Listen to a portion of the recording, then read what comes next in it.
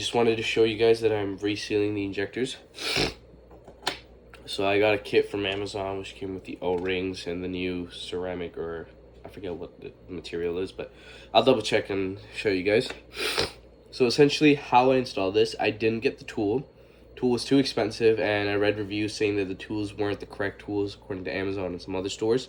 So I ended up just watching a couple videos, and I was just like, you know what, I think I could do it with homemade tools. So essentially these are the O-rings or whatever you guys need to replace, right?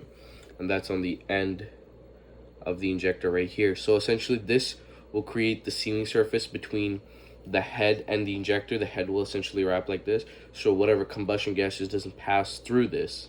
That's what that sealing ring is for. So essentially how we install this, you cut the old one off. This is the old one. I forgot to record when I was doing this. This is the old one. So what I ended up doing was grabbing a pen lid, right?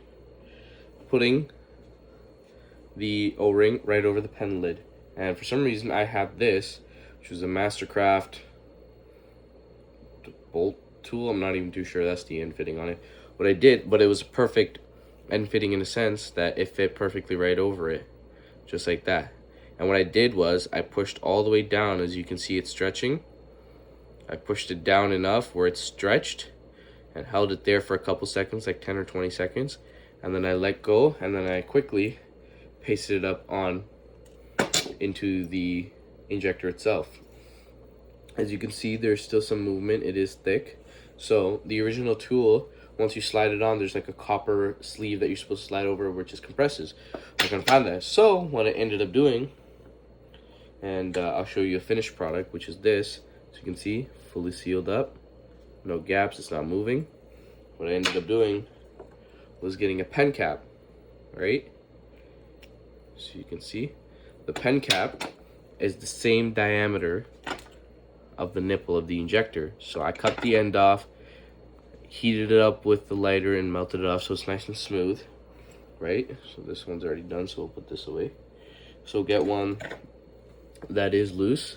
As you can see, I don't know if you can see it, it's a bit flared out, or if you can look at the back end, you can see how the O-ring is flared out. It hasn't fully contacted and closed up. That's what the original tool is, just to go over it. So what I ended up doing, getting this, putting it in here, slowly rotating as I put it in there, and it rotates and goes in perfectly. Keep rotating till it's all the way in, and you see how it's loose right here.